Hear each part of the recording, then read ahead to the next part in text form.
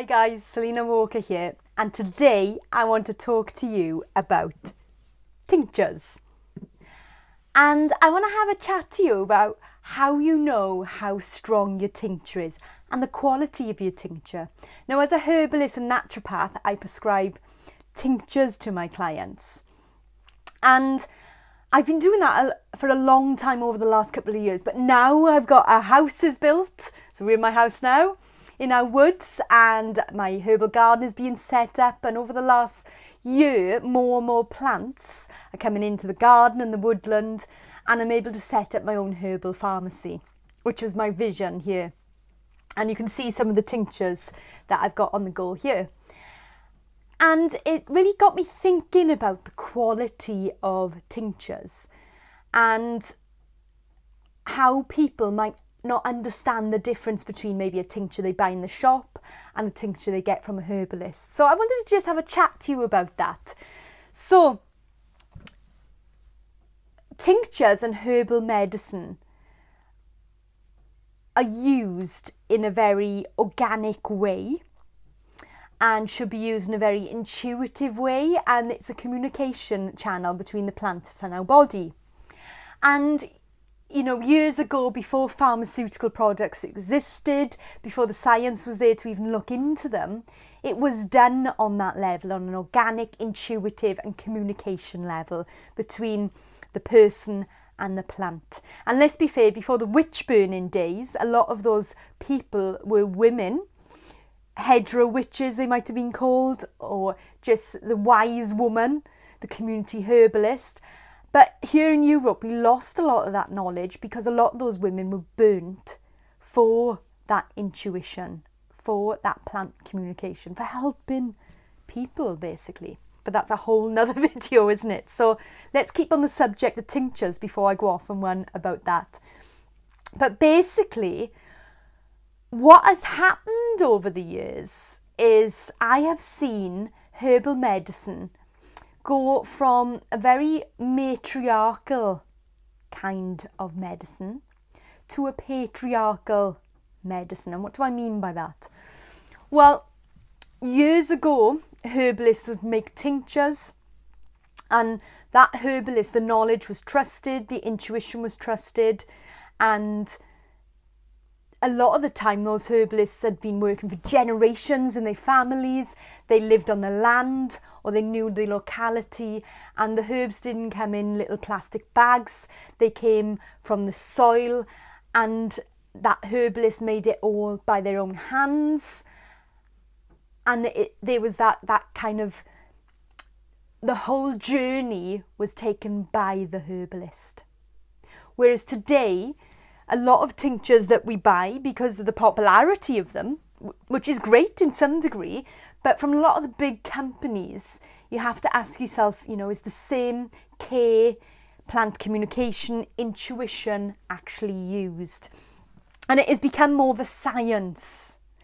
And yes, there's great things that can happen with science, and there's been some great studies done to show how amazing these plants and herbs are, but also those studies are only produced if there's money behind them. And do the pharmaceutical companies want to prove that these plants are amazing unless they can isolate part of the plant and make money from it? And a lot of the studies are done on isolated aspects of the plant. And that is not as nature intended. You simply can't compare the whole plant. And also there's so many considerations, which is what I want to chat to you about today. It's just to give you a bit more knowledge and understanding so you can feel really empowered when you choose to buy your tincture. So the two things that you have to look at with tinctures, the two main things that I always talk to with people and people talk to me out of concern, are the percentage of alcohol and the ratio of plant to alcohol. So the percentage of alcohol, you know, years ago, people always made tinctures, and they might not have even made them with spirits. They would have used them with wines or vinegars. And today, lots of people make them with spirits, with vodka, gin, brandy. And a lot of medical herbalists choose to use very high percentage alcohol. Personally, I have a really good relationship with a Welsh brewery I work a lot with a Welsh distillery, and I get all my alcohol from them. I don't buy or use alcohol that very high percentage, talking about 95%, even down up to past 60%. I just wouldn't use alcohol past that, because I think if I couldn't drink that alcohol internally as it is, it's too strong for my body. But I'm also aware that certain chemicals in the plant, certain parts of the medicine, need a higher quality of alcohol, quantity of alcohol to pull out the medicine. But you can also use thyme. And let's be fair, these days we don't want things to take time. But good medicine takes time, because it takes time planting, it takes time nourishing the plants, it takes time connecting with the plants, and it takes time brewing the plants. So you can see here I've got spruce tip tincture, and this has been brewing since last late spring. And the reason I brew it for a very long time is because in here there's 45% alcohol, and I want to make sure that it pulls out all the resins. And I know it does because from using it myself personally, from using it with clients, and also you can tell from the smell, the taste, and even the quality of what's in the liquid. You can see some of the resins coming out. So I feel really comfortable and confident that using a lower percentage alcohol, but using a much longer period of time, produces a really good, safe quality tincture. And that is, that's for me. I'm not saying that's the way of doing it. Every herbalist has a different way. But I just don't want you to get stuck into that patriarchal way of thinking that stronger alcohol is always better, because if it's stronger, it's going to pull out more medicine. That isn't always the way. And you can use different strengths. If you're working with calendula, you can use a lower strength alcohol to pull out certain medicinal qualities, and you'd use that for certain instances, but you might change it and pull out different qualities with a higher percentage. You can use the percentage of alcohol to pull out different medicine. But I always come back to what's classed these days as folk medicine, but what as I class as wise women medicine. It's how we would have done it years ago, how we should have been taught by our mothers, grandmothers and grandmothers. Now, the other thing I wanted to chat about is strength. Some of you might see on tincture bottles, this is one of the tinctures I make for my clients, you might see the ratio of plant to alcohol. And again, in the patriarchal way of thinking, we're all aiming for 1-to-1. So it's equal quantity plant to alcohol. And what does that mean? Well, again, it's perceived as different to different people. Some people perceive it as, if I fill this jar up with plant matter and then fill it up with alcohol, that's 1-to-1. Other people weigh it out. Now, the people that are really rigid and weigh it out, they have to go to extreme measures sometimes to get 1-to-1. They'll be blitzing the plant up, pounding it down, grinding it. And I have to ask, like for instance, when I grind plant matter up in my NutriBullet, there's a lot of the resins and the sticky substances, the easiest way to describe it, on the blade and on the side of the container. So whilst you might be able to fit more in the jar to get that 1-to-1 ratio of gram to gram, how much is being wasted in that process? Also, breaking down the herbs like that, you're oxidizing them. They're literally starting to break down. So how much medicine are you being lost in that way? And if you're buying in the herbs in that form, in that ground form, then a lot of the medicine isn't there because it's been exposed. That's the easiest way to describe it. Whereas I always try to make my tinctures out of the plant. I literally harvest it, put it in the jar straight away. So I do it as the folk medicine way, a more matriarchal way, a wise woman way. And I know that the tinctures that I use on myself, with my clients that I sell, are really good quality. And to me, it's nothing to do with that patriarchal, the strength of it. And this is why. Because plants change depending on where they grow.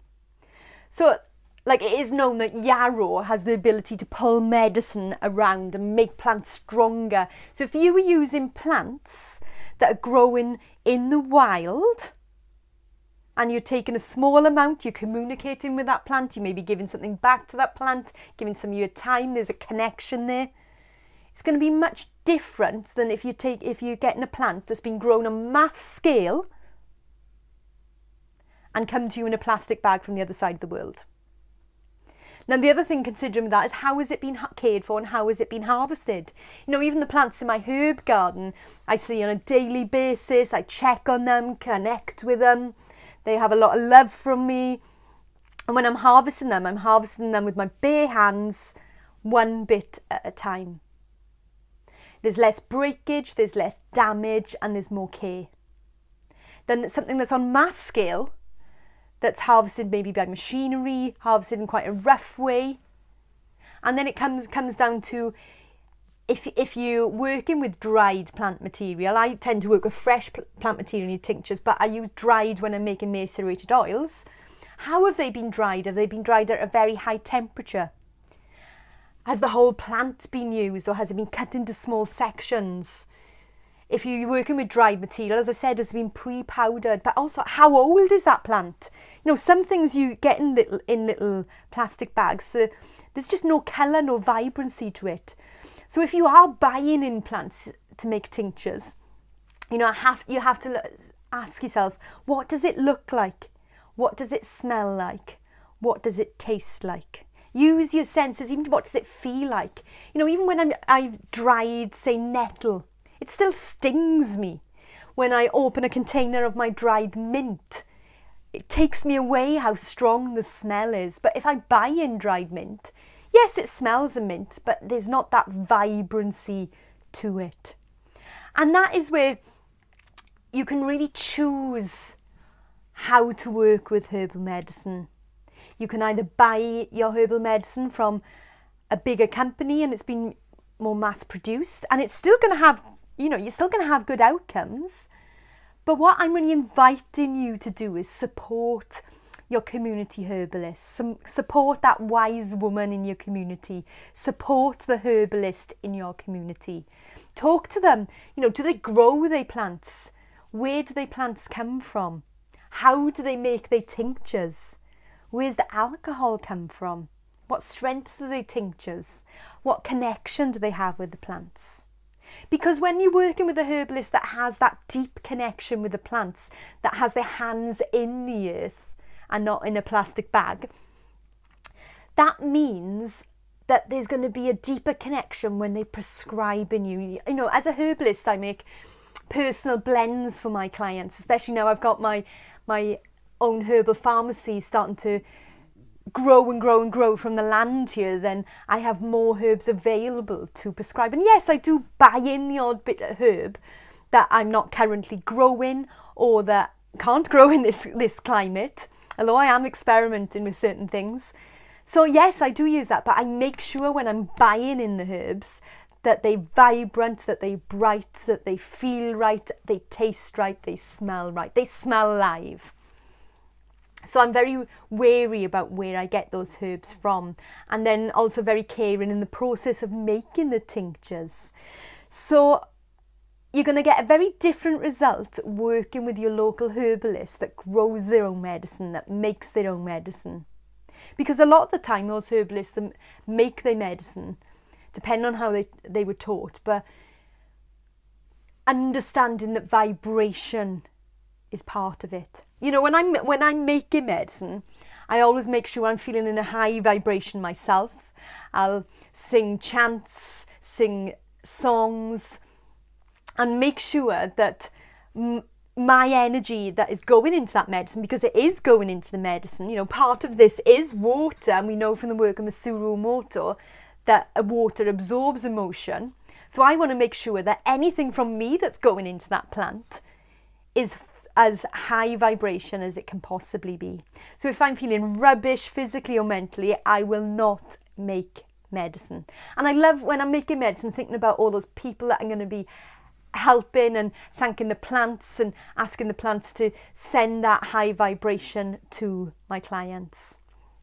And I believe that makes a difference. And everyone that think, no, that's a pile of woo-woo, or she's getting a bit woo-woo here for me. And I always say, well, when I'm talking about energy, if you question it, have you ever walked into a room and thought, whoa,